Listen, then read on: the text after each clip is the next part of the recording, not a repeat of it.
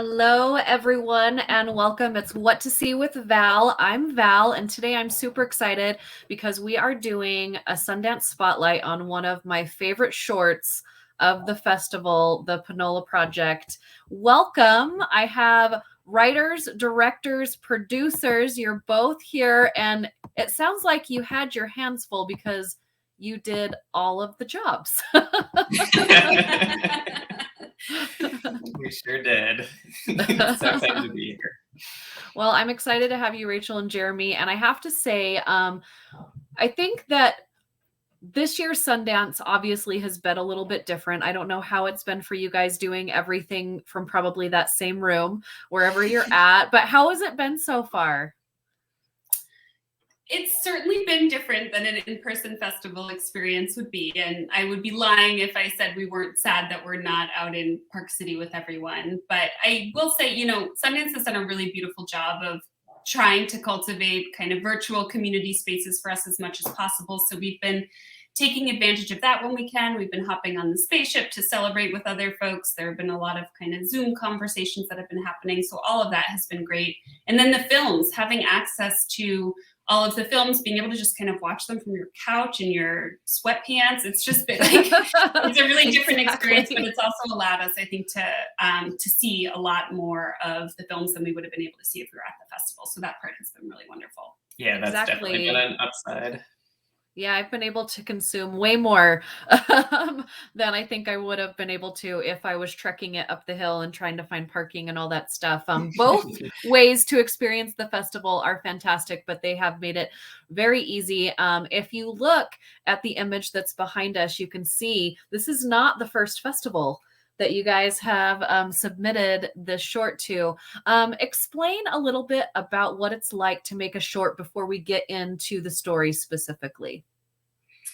I've actually weirdly mostly made features before. So I'm going backwards. I'm Benjamin Buttoning in my film career here. But I think for both of us, we were really we were like, we need this story out in the world now. And so let's do this now and let's get this out now and not spend the years of time it takes to make features. I think maybe there was a piece in the back of our minds that was like, this film's about more than the pandemic, but people are going to see it as a film about the pandemic. So we need to strike now while it's still relevant, right? And so we're like, we need to get it out this summer.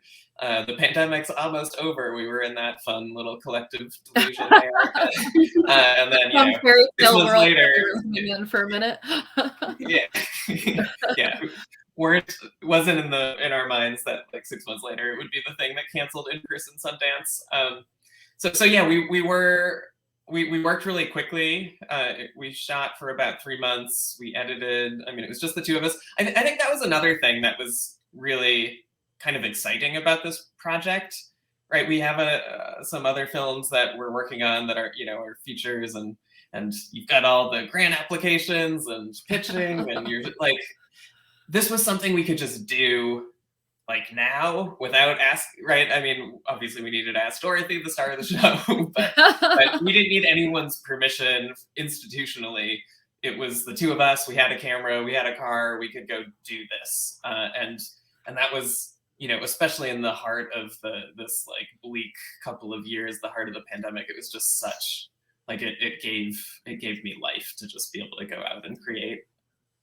Well, I have to say that watching this short gave me life. I'm a film critic, so I have to consume a lot of movies.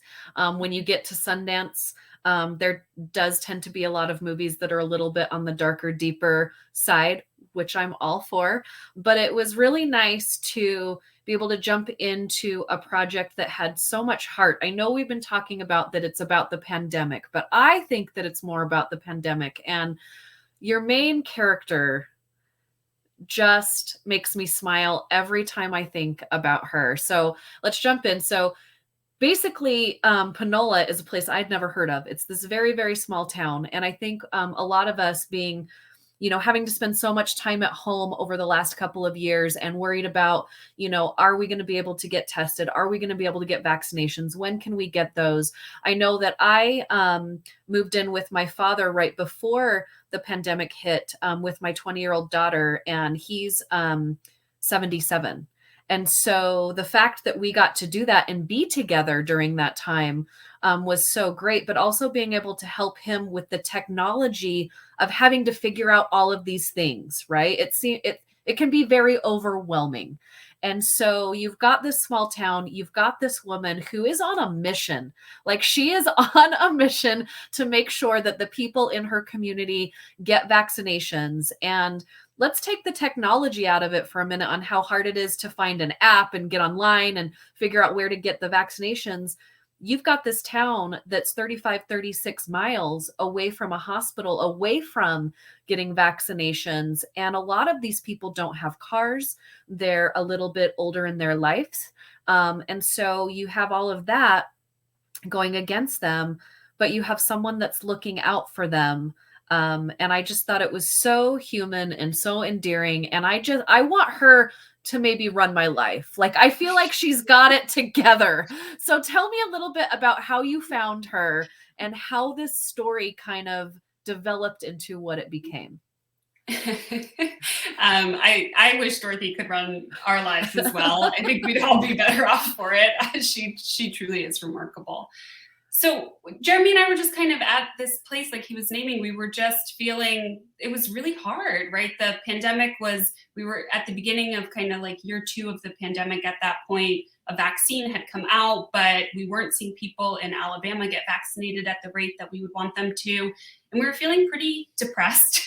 And we just felt like we needed something to keep us grounded and to really inspire us, and to be able to see kind of hope. To see hope and to think about what's possible when people actually kind of come together in different ways than we maybe expect them to, or in different ways than we see them coming together online. And so we just heard about Dorothy's story and ended up driving out to Panola. We were living in Tuscaloosa at the time, and we had a conversation with her. We walked into her general store. We talked to her for about 3 hours. This was the first conversation we'd had with anybody that wasn't just the two of us or our cat Bryce in a really long time. And her passion, her enthusiasm, her deep love for her community certainly came across in that conversation. And so pretty much from that first touch point, she was interested in making a film with us. I don't think she really knew what that entailed at the time when she said yes, but she was definitely open from the beginning, and it just kind of organically built from there. And the work that Dorothy's doing, right, she was just like so dedicated to putting all of the pieces in place and putting things together to get people the vaccine. So it gave us a really natural story arc to be able to follow. Yeah, and I would add to the point that you made earlier. I'm also, for whatever reason, kind of drawn to lots of super like rip your heart out. This is like the intense movie, and right, like I love them, and I think I've made some really kind of emotionally more challenging work, and I also just felt like I couldn't do that right now. That just didn't feel like a time that I could, like I needed something to kind of lift myself up, and hopefully that would lift others up. And that's, I mean, we certainly found that in Dorothy and in the story. Yeah, there's so many moments just seeing where she works, for one, because, most of us haven't been to a small town like that.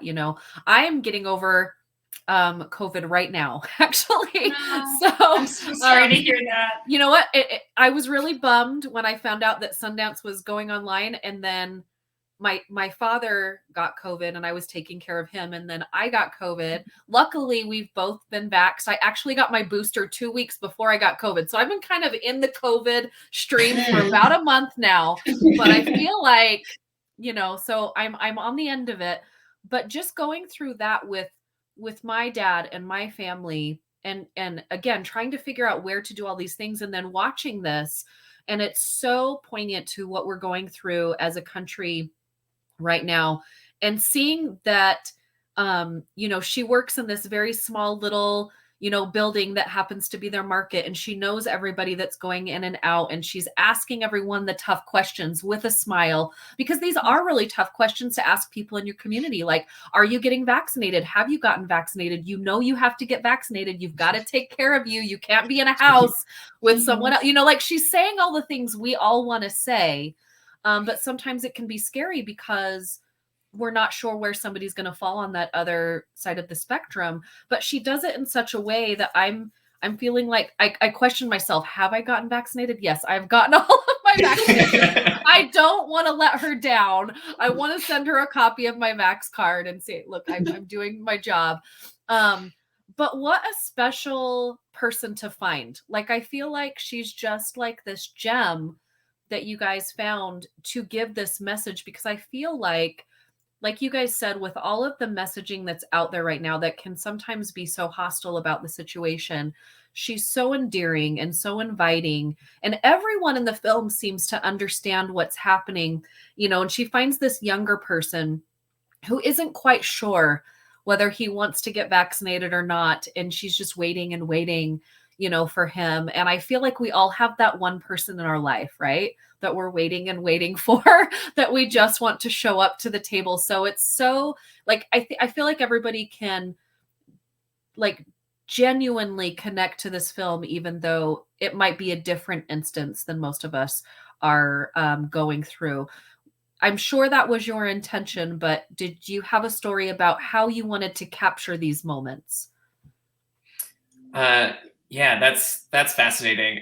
I just wanted to I just first wanted to just comment on the being able to watch Dorothy have these conversations was just like, it was so incredible. And I do think Dorothy's a gem.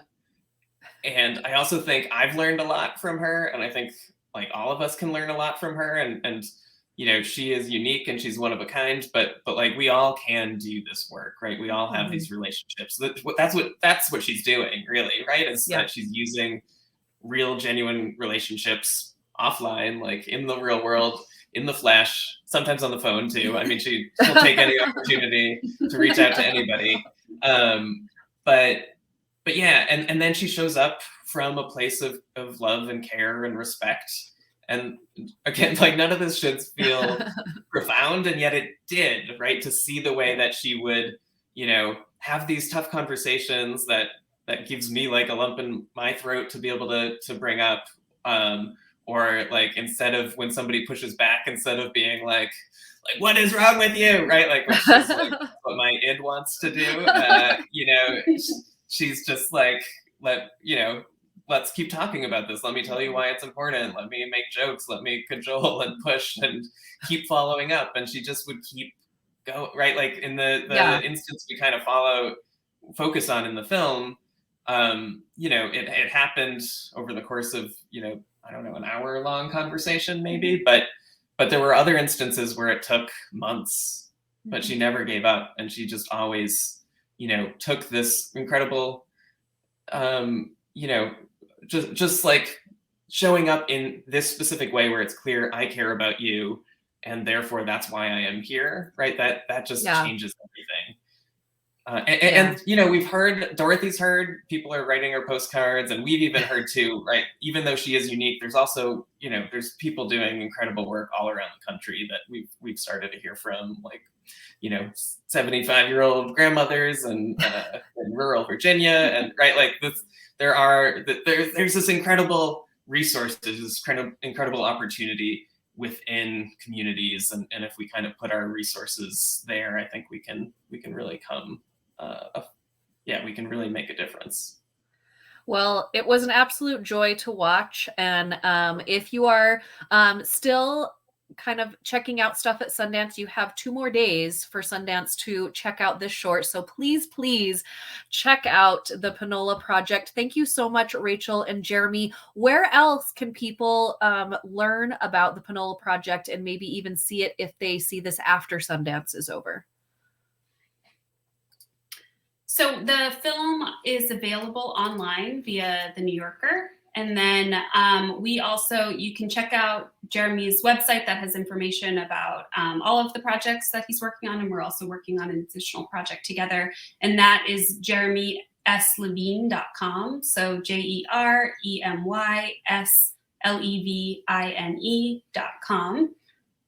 Follow us at the Panola Project on Instagram, and we're super excited. We have just started working with Oxfam to kind of not just help elevate Dorothy's story, which we're super excited about, but also the film is about all of these systems that are failing rural communities like Panola, and so this is a way for us to help guide people into being able to take action and kind of fight inequality in a larger scale. And then I would also just say the film's, we released it with the New Yorker, and so it's available there as well. Well, I will make sure that I put all of those links where I post this, so it's easy for everyone to find. And if you want to get out in your community and you want to help, this is a great place to start. They have a lot of great information. Thank you again so much, and congratulations on your fantastic short. I can't wait to go see your features. Now I am truly intrigued. So, and what you guys have coming up. Enjoy the rest of your Sundance, and thank you so much for joining me today. Thank you. Thanks. Bye. Bye.